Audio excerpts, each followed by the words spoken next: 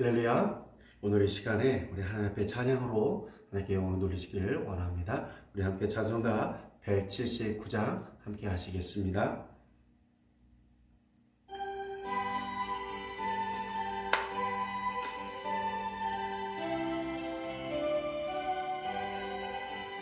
주 예수의 가님이 가까우니 저 천국으로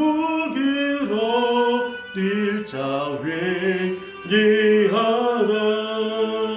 주 성령도 너희를 부르시고 무천사도 나와서 영접하네.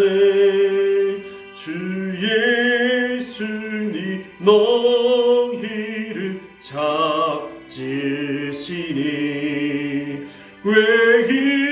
회개심을 하면서 오지 않나.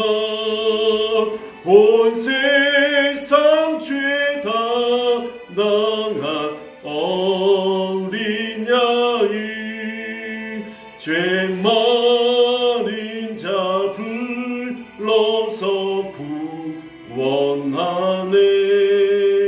이 세상이 지키는 제물로는 내 근심과 고초를 모면하리. 또 숨질 때 위로를 못 얻으며 저 천국에 갈 길도 못 찾으리.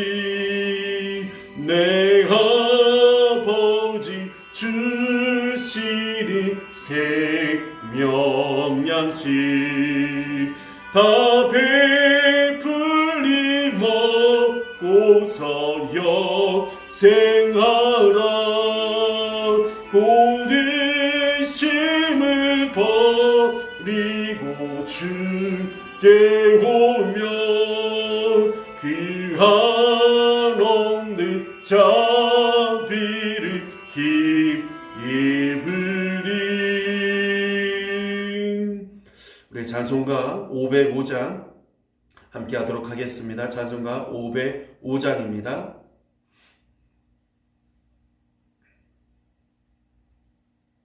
찬송가 505장 함께 하겠습니다.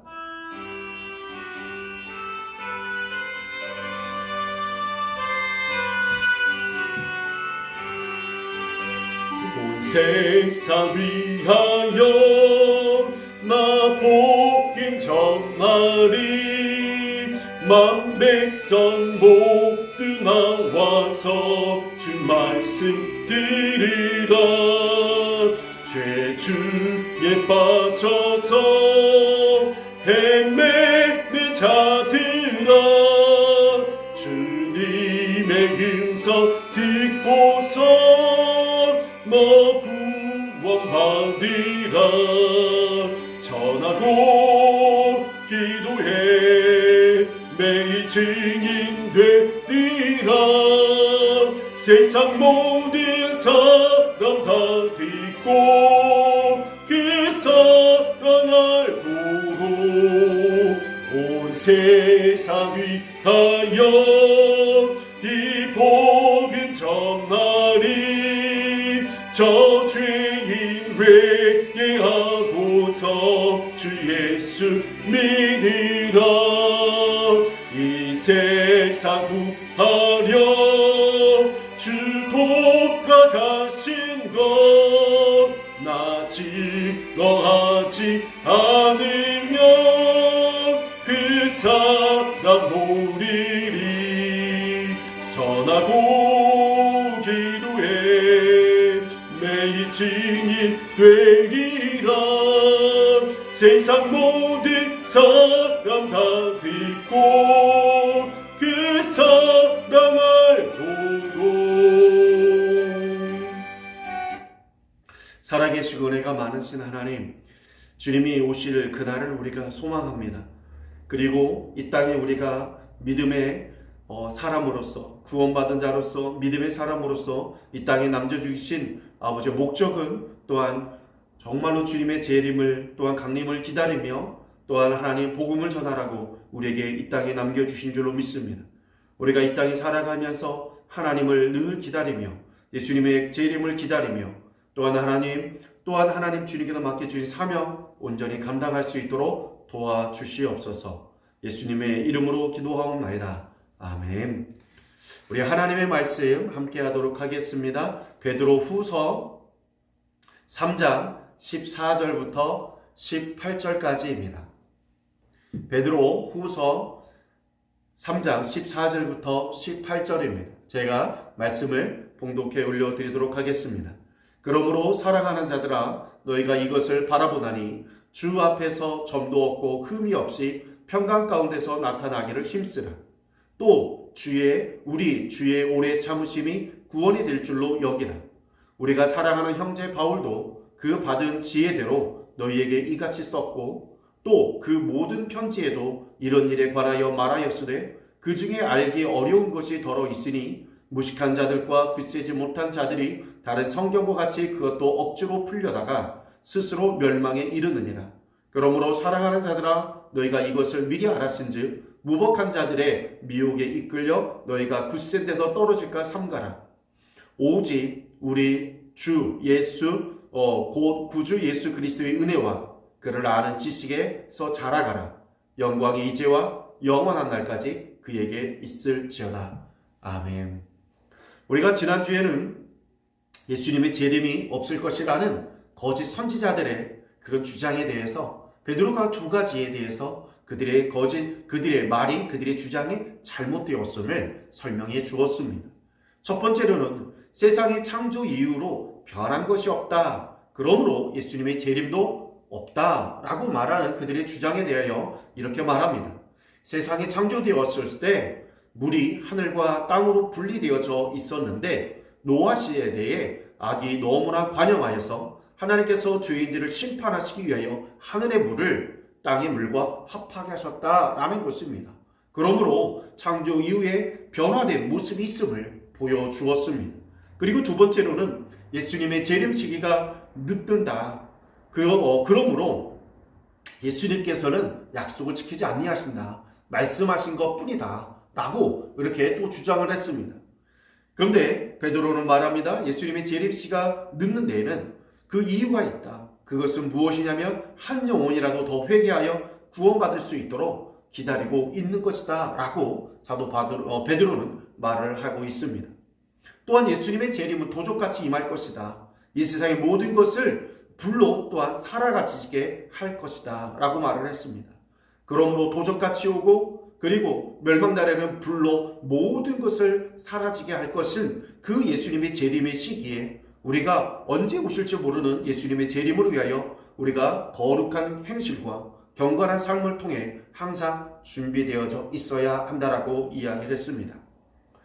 그러므로 오늘은 좀 더 구체적으로 예수님의 재림을 우리가 어떻게 준비해야 되는지 살펴보고자 합니다. 14절에 보면 그러므로 사랑하는 자들아 너희가 이것을 바라보나니 주 앞에서 점도 없고 흠도 없이 평강 가운데서 나타나기를 힘쓰라 라고 말을 하고 있습니다. 첫 번째로는 주님 오실 날을 바라보라, 주님 오실 날을 사모하라 라고 말을 하고 있습니다. 여러분들에게 질문합니다. 여러분들은 오늘 죽어도 천국에 들어갈 것을 확신하고 계십니까? 예수님께서 나의 죄를 위하여 대신 죄값을 치러 주심으로 내 모든 죄가 사함받았음을 확신하고 계십니까? 정말로 이 예수님을 나의 구원자로 주인으로 믿고 있습니까? 정말로 예수님을 나의 구원자로 주인으로 믿고 있다면 이제는 나 중심으로 살지 아니하고 예수님 중심으로 살아가겠다라는 결단과 그의 삶을, 그런 순종의 삶을 살아가고 계십니까?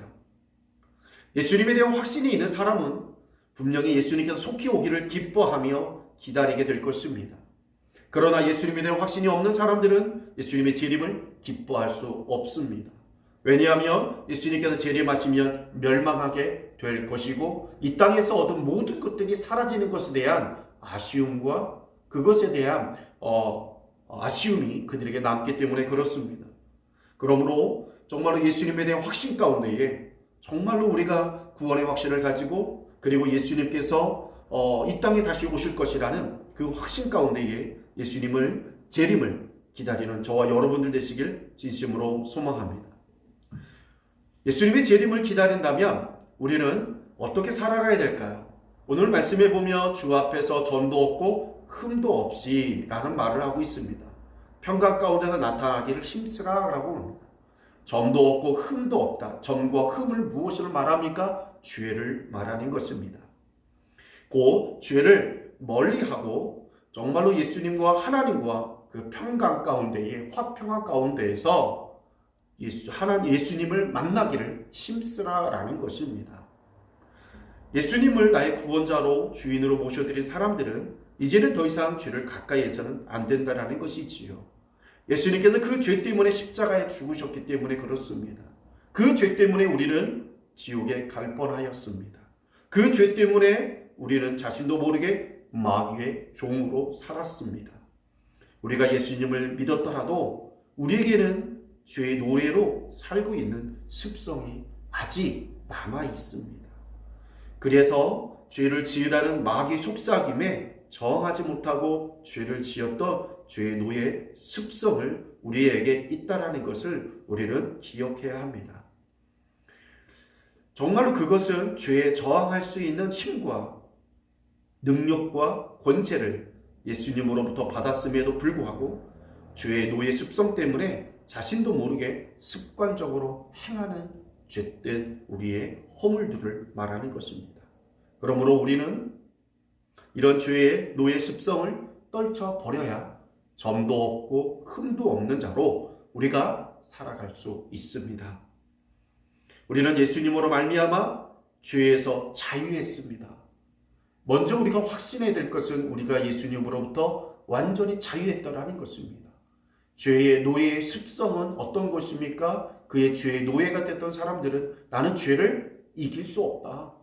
내 안에서 올라오는 죄된 욕구와 죄된 생각과 죄된 습성들을 나는 이겨낼 수 없다. 그래서 어쩔 수 없이 그것을 따라가야 된다. 라는 것이 노예의 근성이지요. 그것이 바로 죄의 노예의 근성이라는 것입니다. 그러나 우리는 그렇지 않습니다. 예수님을 믿음으로 우리는 그런 죄 가운데에서 죄의 노예에서 완전히 자유해졌고 해방되어졌다는 사실입니다. 그것에 대한 증거를 우리는 살펴보고자 원합니다. 한번 생각해 보십시오. 예수를 믿고 나서는 죄의 마귀가 우리에게 명령을 해도 우리에게 무엇이 주어지고 있습니까? 선택이라는 게 주어지고 있어요. 안 할 수 있는 내가 그것을 어떻게 해요? 마음 먹으면 안 할 수 있다라는 거예요. 마귀는 그러기 때문에 우리에게 명령하지 않고 어떻게 해요? 미혹하고 있어요. 이것이 달라졌다라는 것입니다. 그것은 마귀가 우리를 지배하지 못하고 있다라는 증거이고 반면으로 우리가 죄에서 자유해졌다는 예수님을 믿음으로 죄 사함 받음으로 우리는 죄에서 자유했다라는 증거입니다. 그리고 이제 우리는 마귀의 종이 돼서 마귀가 우리를 완전히 다스릴 수 없게 됐다는 또한 증거가 있습니다. 예수님께서는 십자가에서 죽으시고 부활하심으로 마귀와 저주와 죽음과 죄 가운데에서 승리하셨습니다. 그런데 그 예수님께서 저와 여러분과 함께 계십니다. 그리고 또한 성령님께서 우리의 몸을 성전 삼고 계신다라는 것입니다. 그러므로 우리는 예수님의 이름으로 미혹하는 마귀에게 어떻게 해요? 복종하는 것이 아니라 마귀에게 오히려 대항하여서 명령할 수 있다는 것입니다. 그때 마귀는 물러나게 될 것입니다. 이렇게 경험할 때, 이런 일들을 경험하게 될 때 내가 죄 가운데서 자유한 자가 되었음을 확신할 수 있습니다. 그러므로 여러분들 안에 정말로 내가 죄에서 자유해졌음을 확인하시기 바랍니다. 죄된 마음, 죄된 생각들이 몰려올 때 예수님의 이름으로 명령하십시오. 나를 죄를 짓게 하는 악한 영은 나에게서 떠나갈지어다 라고 선포하시길 바랍니다. 정말로 여러분 그리한다면 악한 영들은 더 이상 여러분들을 이길 수 없고 여러분들을 자꾸 여러분들을 쓰러뜨릴 수 없습니다. 그리고 마귀를 이기신 예수 그리스도의 그 이름의 명령에 의하여 그들은 따라갈 수밖에 없다는 것입니다. 여러분들이 날마다 그렇게 예수님의 이름을 사용하시길 바랍니다. 그리할 때 정말로 마귀가 나를 이길 수 없다는 사실을 여러분들이 피부로 느낄 수 있게 될 것입니다. 그러므로 우리는 무의식 중에 의식 중에 죄의 노예 습성을 깨닫게 해달라고 기도하며 버리고자 힘쓰고 애써야 합니다. 내 안에 어떤 노예 근성이 있는지 자신도 모를 때가 굉장히 많아요. 근데 사단이 그걸 너무 잘 알아요. 그래서 우리가 인지하지 못하고 있거나 우리가 잊어버리고 있거나 우리가 너무 그것에 대해서 쉽게 생각하고 있을 때 그것을 공격합니다. 무의식 중에도 공격합니다. 그래서 나도 모르게 그냥 받아들이는 경우가 굉장히 많아요. 그래서 죄를 짓는 경우가 굉장히 많습니다. 그러므로 날마다 깨어있게 해달라고, 사단의 그런 공격의 모든 루트에 대해서 우리가 깨닫게 해달라고 기도해야 될 줄로 믿습니다. 그리하여 죄로 말미암아 하나님과 대적하는 모습이 아니라 평화로운 관계 가운데에서 하나님을 배울 수 있도록 힘쓰고 애써야 될 줄로 믿습니다. 그리고 두 번째로는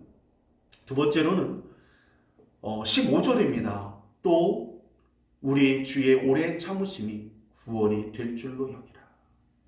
예수님께서 재림하시는 시간이 늦어질수록 어떤 것이죠? 바로 구원을 얻기 위해서, 많은 사람들을 구원 얻기 위하여 예수님께서, 하나님께서 참고 계신다라는 사실을 우리는 기억해야 된다라는 것입니다. 또한 이것은 달리 생각하며 하나님께서 우리에게 구원의 소식을 다른 사람들에게 전하도록 우리에게 기회를 주고 있다는 사실입니다. 지금까지 우리가 한 명도 누군가에게 예수님 믿고 구원받으십시오, 내가 당신을 위해서 기도하고 있습니다, 당신의 진심으로 구원받기를 원하고 하나님 나라 가기를 원해서 내가 당신을 기도하고 있습니다, 저 예수님 믿고 구원받으십시다, 함께 천국에 갑시다라고 그들에게 복음을 전하지 못했다면 여러분, 하나님께서 저와 여러분들에게 기회를 주셨습니다. 우리가 이 기회를 선용하길 진심으로 소망합니다. 그래서 어떻게 전도해야 될까요? 첫 번째로는 기도해야 합니다. 하나님의 마음을 알고 그들을 구원해달라고 하나님께 간절히 기도하십시오. 두 번째로는 그들에게 하나님의 사랑을, 그 선행을 그들에게 행하시길 바랍니다. 언제까지요? 그들이 왜 이렇게 나에게 잘해주십니까? 라고 하는 그 말을 들을 때까지 여러분들이 그들에게 선행을 베푸십시오. 여러분들이 그들을 위해서 좋은 말을 계속 해주십시오. 기도만 하는 것이 아니라 겉으로 드러내는 표현을 하셔야 된다는 것입니다. 여러분들이 그들이 나를 왜 이렇게 잘해주냐 라는 말을 그게 듣게 되면 그때 여러분들이 정말로 복음을 전하십시오. 내가 예수님을 통해서 구원을 받았는데 이게 너무 좋더라. 난 지금 죽어도 천국 갈 수도 확신이 있는데 너무 감사하더라. 당신에게도 그런 축복이 임하기를 원한다. 예수님께서는 당신의 모든 죄를 위해서 십자가 못 박혀 죽으시고 부활하셨다. 그리고 이 예수를 믿으면 당신의 모든 죄를 예수님께서 감당하시겠다고 약속해 주셨다. 여러분들이 그렇게 예수님을 전하십시오. 전하시길 바랍니다. 정말로 복음을 전할 수 없다면 정말로 내가 당신에게 꼭 한 가지 부탁하고 싶은데 이 사람을 한 명만 꼭 좀 만나달라. 그 사람은 누구죠? 복음 전할 수 있는 사람과의 만남을 여러분들이 연결시켜 주시기를 바랍니다. 정말로 여러분들이 그렇게 해서 우리가 예수님께서 지금 오래 참고 있는 그 의미를 우리가 깊이 깨닫고 기회를 주셨음을 깊이 깨닫고 우리가 행할 수 있는 자가 되기를 원합니다. 기도와 하나님의 사랑으로 그들이 회개하고 돌이켜서 구원받을 수 있는 기회를 제공하는 저와 여러분들 되길 진심으로 소망합니다. 15절부터 16절에는 우리에게 주의사항에 대한 말을 하고 있습니다. 사도 베드로는 말합니다. 바울도 그와 같이 썼는데 성경을 쓰다가 보면은 너희들이 읽다 보면 잘 모르는 것이 있을 것이다. 근데 그것을 억지로 풀지 말라라는 말을 해요. 왜 그러냐면 잘못 풀다가 멸망하는 자들도 있을 것이다 라고 말을 합니다. 왜냐하면 그때는 로마나 그리고 또한 다른 유대인들로부터 정말로 그 핍박을 받던 시대입니다. 그러다가 보니까 직설적으로 편지를 쓸 수가 없었어요. 어떤 때는 예언서 같은 경우는 특별히 어떻게 씁니까? 그것에 대해서 비유로 씁니다. 그리하여 우리가 그 비유가 그 시대에 왜 그렇게 쓰여야 되는지, 그 시대적 상황에서의 그 비유를 우리가 이해하지 못하면 그 본문을 이해할 수가 없습니다. 문자적으로 해석하면 잘못 해석이 됩니다. 우리나라의 일제강점기 시대의 시나 소설이나 많은 글들을 보면, 노래를 보도 마찬가지고요. 보면 무엇이 나옵니까? 바로 비유입니다. 그렇죠? 그 시대에 많은 시인들과 또한 작가들과 또한 노래들을 보면은 다 비유입니다. 그것을 통해서 우리나라의 그 일제강점기 시대이니까 같은 정서를 가지고 있고 같은 관점을 가지고 있기 때문이고 쉽게 이해합니다. 그러나 미국 사람은 그걸 이해하지 못합니다. 프랑스 사람은 이해하지 못합니다. 그리고 지금도 우리도 그 일제강점기 시대의 사람들이 아니기 때문에 그때의 우리나라의 과거의 시대를 정확하게 대해서 좀 공부하지 아니하면 그것을 이해할 수가 없습니다. 바로 하나님의 말씀도 마찬가지라는 것입니다. 그러므로 우리가 믿음이 없거나 또한 그것에 대한 충분한 지식이 없다면 모르면 어떻게 해야 될까요? 넘어가세요. 그리고 그것을 알 수 있는 또한 목회자들에게 여러분들이 물어보시길 바랍니다. 억지로 해석하지 말라라는 것입니다. 그리고 17절에 보면 특별히 말합니다. 무법한 자들의 미혹에 이끌려 너희가 굳센 데서 떨어질까 삼가라 그래요. 예수님께서 반드시 재림한다는 사실을 알았다면 이제 미혹에 넘어가지 않도록 단단히 여러분들이 조심해야 된다는 것입니다. 미혹하는 영의 목적은 예수님과의 관계를 멀리하는 것입니다. 이 거짓 교사들의 미혹에 대처하는 방법을 이렇게 생각하시면 됩니다. 첫 번째로는 거짓 교사들의 활동을 관찰하십시오. 저들이 어떻게 활동하고 있는지를 관찰하십시오.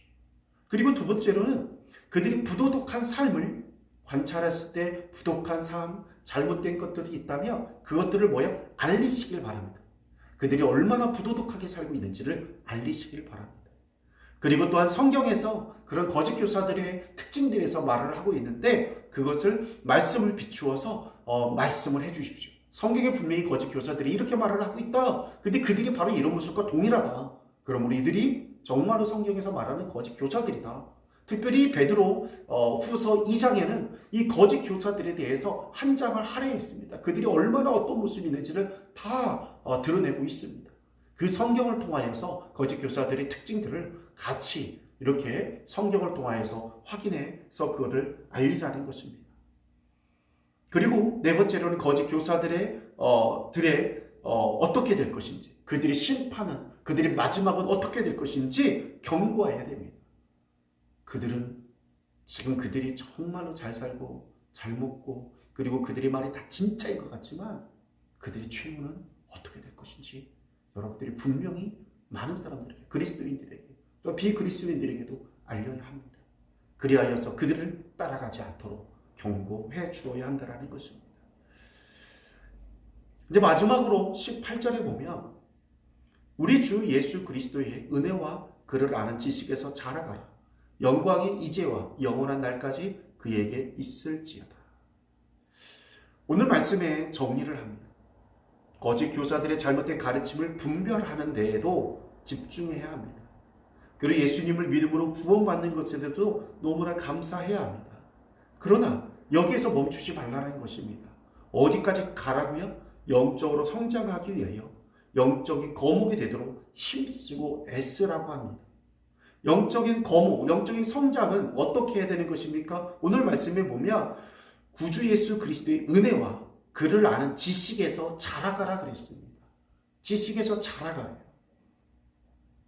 신성한 성품에서도 뭐래요? 믿음의 덕의 지식이라고 그랬습니다. 바로 우리가 예수 그리스도의 은혜와 예수님에 대한 그 지식을 우리가 알아가는데 또한 힘써서 우리가 영적으로 성장해 나아가야 될 줄로 믿습니다. 첫 번째로는 예수님께서 나에게 주신 은혜들, 예수님께서 우리에게 주신 은혜들이 무엇인가를 찾아보시길 바랍니다. 첫 번째로는 예수님께서 이 땅에 오신 은혜, 예수님께서 이 땅에 왜 오셨을까? 정말로 예수님께서 이 땅에 오시기 위해서 어떤 헌신과 어떤 희생을 가지고 이 땅에 오셨을까? 정말로 나를 위해서 오셨는데 어떻게 왜 오셨을지 라는 사실을 알게 된다면 예수님이 우리를 향한 그 얼마나 큰 사랑과 은혜를 우리가 깨닫게 되어질 것입니다. 두 번째로는 예수님께서 나에게 죄사함을 주시기 위해서 어떤 희생을 치르셨는가? 바로 십자가의 희생이죠. 예수님께서 왜 나 같은 사람을 위해서 죽으셔야 하지? 그것에 대해서 여러분들 깊이 묵상해 보시길 바랍니다. 그리고 또한 하나님과 내가 하나 되도록, 하나님의 자녀가 되도록 하시기 위해서 정말로 어떤 헌신과 희생을 하셨고 우리가 하나님과 하나가 되어졌을 때 얼마나 기뻐하셨는지 그 은혜를 여러분들이 한번 확인해 보시길 바랍니다. 찾아보시길 바랍니다. 돌이켜 보시길 바랍니다. 묵상해 보시길 바랍니다. 오늘 내가 하나님께서 나의 어떤 기도 제목을 주셨는가? 그것만 바라볼 것이 아닙니다. 하나님의 은혜는 나에게 기도 응답만이 아닙니다. 정말로 우리가 기도 응답 받을 수 있도록 하나님께서 그 기도 받을 수 있는 자가 되기 위해서 예수님께서 우리에게 주신 은혜는 너무너무나 많습니다. 예수님께서 모든 것을 버리고 이 땅에 오셨고 예수님께서 모든 것을 버리고 우리 위해서 죽어주셨다는 사실을 우리는 그것을 깊이 묵상해 보아야 될 줄로 믿습니다. 그리고 두 번째로는 그를 아는 지식입니다. 예수님의 마음은 어떤 마음을 갖고 계시는지, 예수님의 뜻은 어떤 뜻을 갖고 계셨는지, 예수님의 비전은 어떤 것이고, 예수님의 능력은 어떤 것이고, 나에게 예수님께서 원하시는 것은 무엇인가를 우리는 그런 지식이 있어야 된다는 것입니다. 예수 그리스도를 알아가는 지식이 우리에게 필요합니다.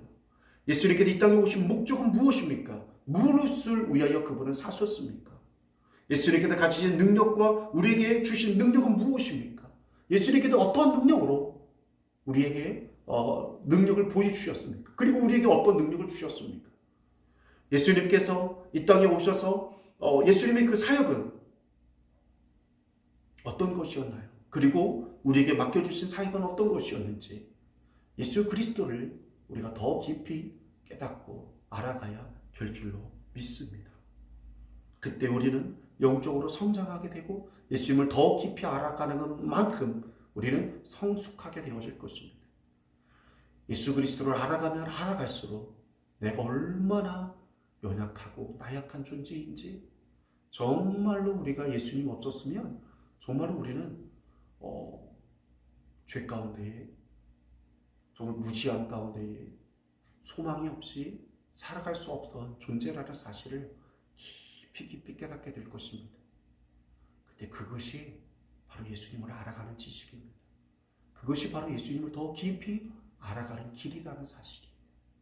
우리가 은혜만이 알 것이 아니라 예수님을 알아가는 지식, 예수님의 마음, 예수님의 뜻, 예수님의 목적, 예수님의 능력, 우리에게 원하시는 것, 우리에게 맡겨주신 사역이 무엇인가, 우리에게 무엇을 원하시고 있는가를 알아가는 그 지식이 있어야 우리가 예수를 위해서 살아갈 수 있는 길이 보여지기 시작하고 예수님의 마음을 깨달을 수가 있다는 것입니다.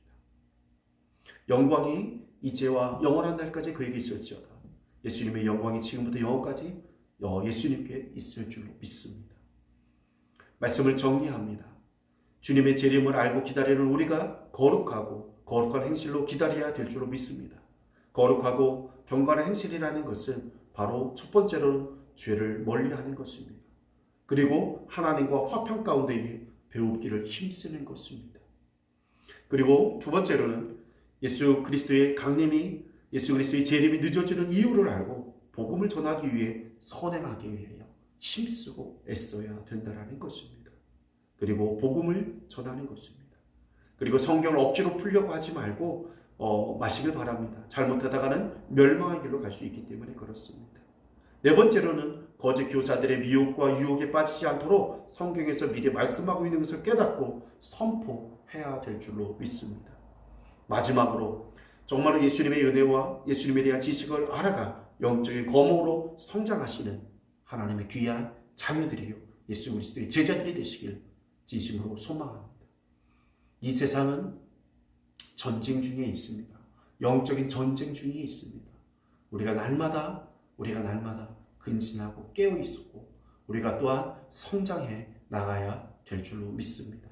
늘 날마다 예수 그리스도의 이름으로 승리하시는 저와 여러분들 되시길 진심으로 소망합니다. 함께 기도하겠습니다. 살아계시고 은혜가 많으신 하나님, 정말로 예수님께서는 반드시 이 땅에 오십니다. 재림하십니다. 그 예수님의 재림을 강림을 우리가 사모하는 자들이 되게 도와주시옵소서. 예수님의 재림이 늦어진다라고 불만과 불평할 것이 아니라 오히려 우리에게 복음을 전할 수 있는 좋은 기회를 주셨음을 우리가 깨닫게 도와주시옵소서. 정말로 우리가 그리고 거짓 교사들의 미혹과 유혹에 빠지지 않도록 늘 날마다 말씀 가운데 있게 도와주시고 깨어있게 도와주시고, 또한 하나님은 그들의 미혹과 그런 유혹을 보면서 그들이 거짓 교사임을 우리가 정말로 많은 사람들에게 알리고 선포하여서 그들의 미혹과 유혹에 빠지지 않도록 또 힘써야 될 줄로 믿습니다. 더 나아가 예수님의 은혜와 예수님의 지식을 알아가기 위하여 더욱더 힘쓰고 애쓰며 묵상하며 그리하여서 영적인 성장을 이루어가며 영적인 거목으로 성장하여서 정말로 더욱더 예수 그리스도의 뜻을 이루어가는 주님의 귀한 영적인 자녀들이요, 정말로 하나님의 자녀들이요, 예수 그리스도의 제자들로 살아갈 수 있도록 축복하여 주시옵소서. 예수님의 이름으로 기도하옵나이다. 아멘. 이제는 우리를 위하여 십자가 못 박혀 죽으시고 부활하신 예수 그리스도의 그 크신 사랑과 하나님의 은혜와 성령님의 내주 교통하심이 없사가 정말로 오늘 함께 예배드리는 모든 하나님의 귀한 자들 가운데 영원히 함께 해주시기를 간절히 축원하옵나이다. 아멘.